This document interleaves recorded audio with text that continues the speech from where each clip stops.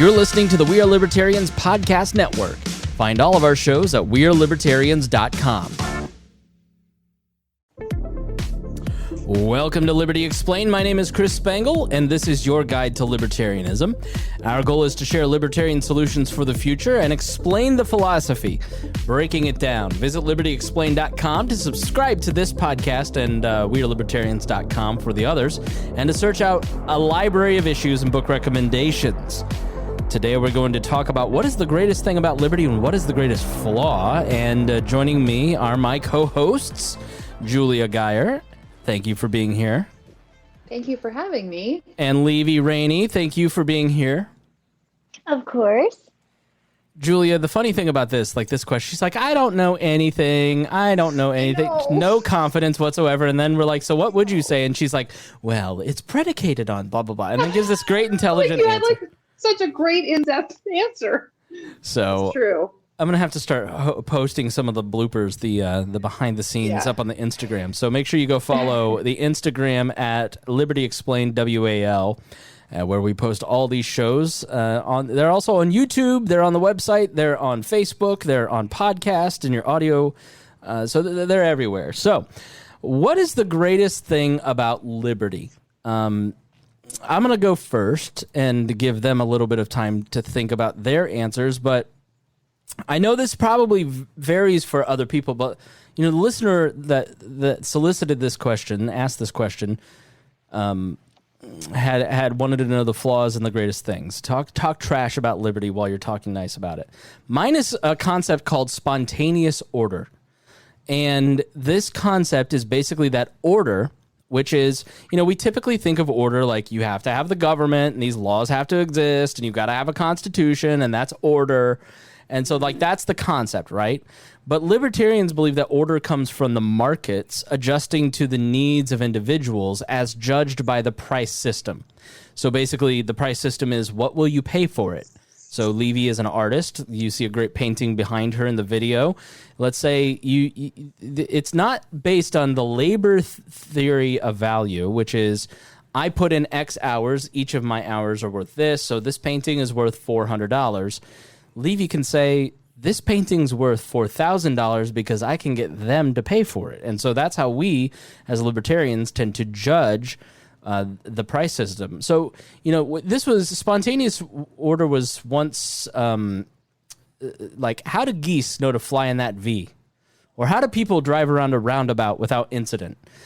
And so that's just a slight example of nature's order coming out. And there's a classic parable of efficiency of the marketplace called I Pencil by Leonard Reed. Leonard Reed started the first libertarian think tank called FEE, the Foundation for Economics, Foundation for an Economic Education, I believe.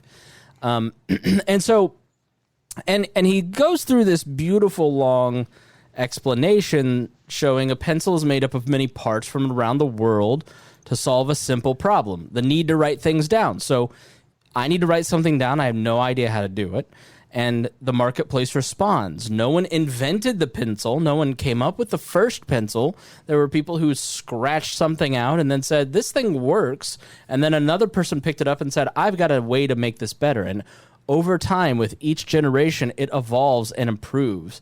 And so men and women from around the world contribute cedar or lacquer or graphite or ferrule, the little piece that goes around. Factus is also a part of it. Pumice, wax, glue. They added the labor necessary to make it work. Numerous people are involved in that process, including the sweeper in the factory or the lighthouse keeper guiding the ship into the port to drop things off. Leonard Reed wrote, there is still a fact more astounding. The absence of a mastermind, of anyone dictating or forcibly directing these countless actions which bring me into being. No trace of such a person can be found. Instead, we find the invisible hand at work. And the lesson I have to teach is this. Leave all creative energies uninhibited. Merely organize society to act in harmony with this lesson.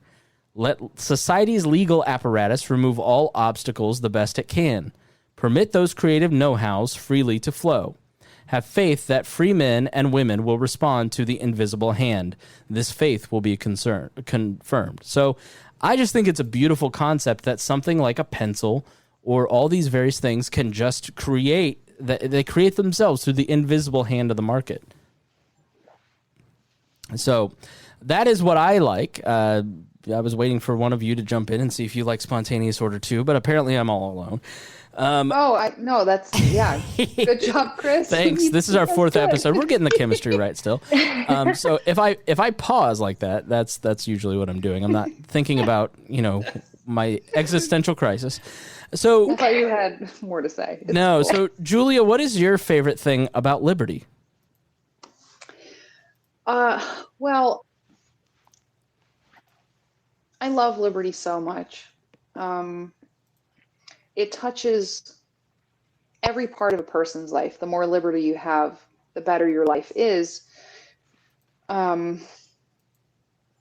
I had to narrow it down to one ideal, I would say that the more liberty someone has, the more likely they are to be able to create their dreams or their goals or achieve the things that they're working toward.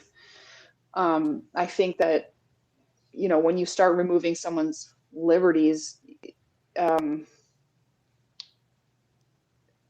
they often go into survival instead of, a more positive frame of mind in terms of like building their life in a positive way. They're not just, the more liberty someone has, they're not just surviving any longer, they're thriving, and I think that I've always considered myself to be so lucky to be born in America and to have the freedoms and liberties that we have. And I'm an entrepreneur, so I hold that close to my heart, the liberty that I have, because I understand that had I been born somewhere else in a country that, where as a woman, I might not have had the same liberties, or even as a man. I just have so many of them in my life, and I wouldn't have been able to start businesses and pursue my dreams and my goals and stuff. So I think that the amount of liberty that we have in America and that an individual has in their life really alters the entire path of their life.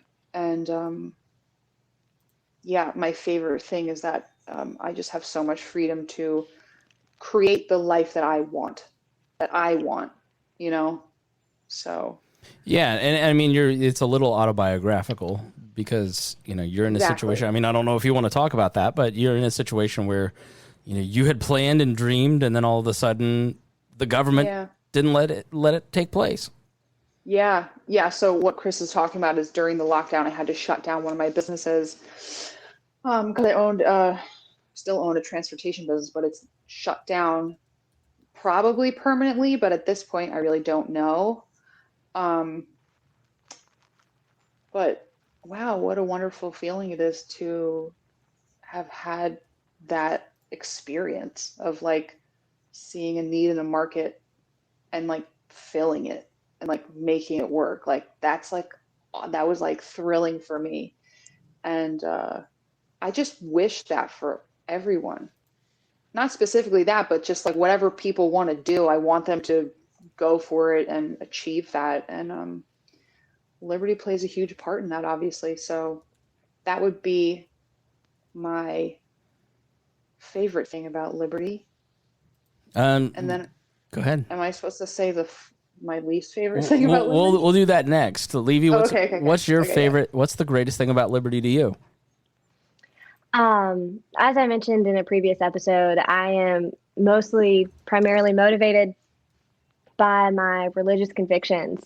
And there's this quote by Leo Tolstoy that I was talking with Chris about earlier. It said that Christianity, with its doctrine of humility and forgiveness and love, is incompatible with the state because of its haughtiness and its violence and its punishment and the wars.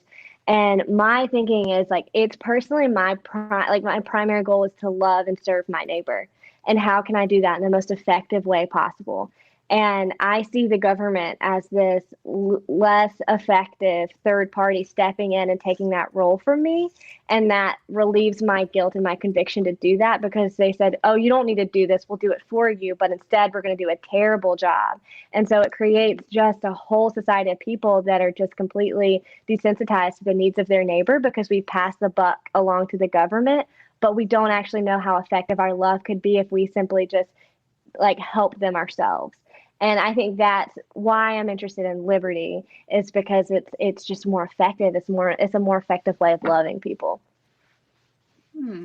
Very nice. Very nice. That's so nice. Nice. We're just like, oh, that's cute, It's so Levy. sweet. Oh, I love it. It's really great.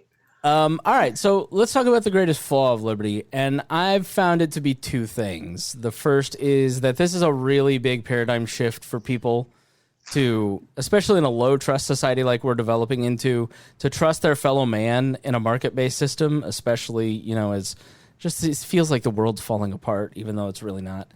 And then libertarians, like all human beings, are imperfect messengers, and they often fail at communicating the message in a way that closes that trust gap.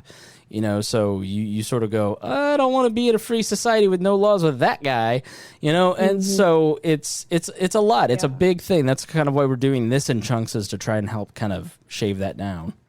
So those are mine. Julia, what are some of yours?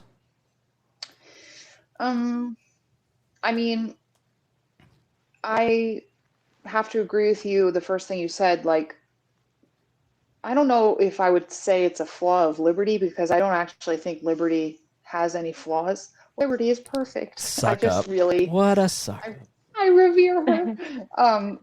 No, I think that in terms of talking about liberty and, you know, exploring it, the most frustrating, difficult thing for me is when you introduce the concepts of liberty to someone that's new to it.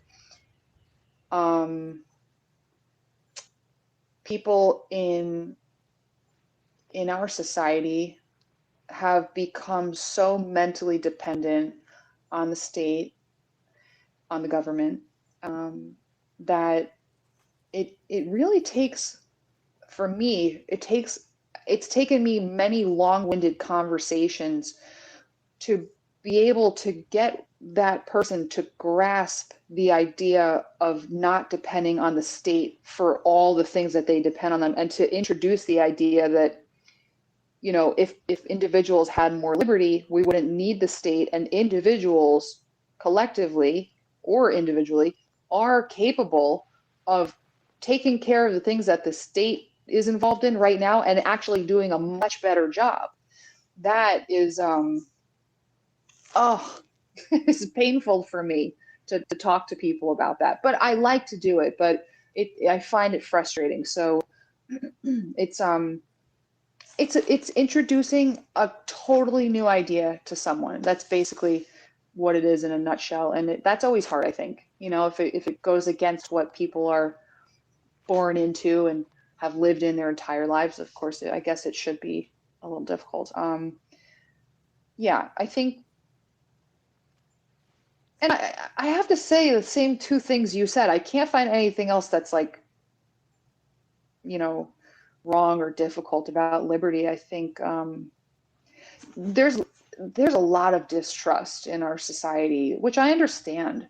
You know, in our media, we have our fears played upon over and over for our entire lives. So we've been read this narrative for our whole life of, you know, of the focus on only the bad things that happen in society, and the crimes and the injustices, and that's like hard focus on all those things. The thing that I always come to when people say things like, oh, the world's crazy and everyone's up right now, and like, you know, people have like a really like glass half empty view, is I always say, you know, the majority of people in the world are working hard, trying to take care of their families, trying to have a good time, living a pretty good life. That's the majority of the world. So I think the mistrust or the distrust is it's difficult, you know. That's also a really foreign concept for Americans specifically, I think. Levy, what do you think the greatest flaw is? For me, the first thing that comes to my mind is less based on the concept or philosophy of liberty itself, but more so like the Libertarian Party. When you're trying to explain these ideas of liberty within the Libertarian Party, when people are being introduced to that, is the outskirts of people that libertarianism attracts, I guess. They're very aggressive, misogynistic, very racist people included in this group of like alt-right people that makes the message of liberty through the lens of libertarianism difficult for me. So that's less based on like, you know, the philosophy of it, but that's something difficult for a lot of people to even hear out this message of liberty, because they're like, I've seen the type of people that are attracted to this political party, and I don't want to be associated with that. And so it's like they have the moral high ground because they vote Democrat or something. It's that something that's really hard for me to actually get people to engage in a conversation with, because it deals more with morals and like facts and logic. I agree, and I've taken a lot of crap Good for point. pointing that out. I just think that a lot of the alt-right adjacent crowd sometimes is they're very vocal, and then the rest of the people who are more centrist or left or just not interested in cruelty are silent, and I think that's definitely something that is not great. So, all right. With that, we want to thank you for listening to Liberty Explained. We hope that you have enjoyed this episode. We hope that you'll listen to more. Go check out libertyexplained.com. Subscribe. Go rate and review this on iTunes, Google Play Podcast, all the places where you rate and review everything, or go watch us on YouTube and Instagram TV. All right. With that being said, Julia, Levy, thank you so much for joining as being my co-hosts. So Thank you. It's been fun. all right. Thank you, and we will talk to you again soon.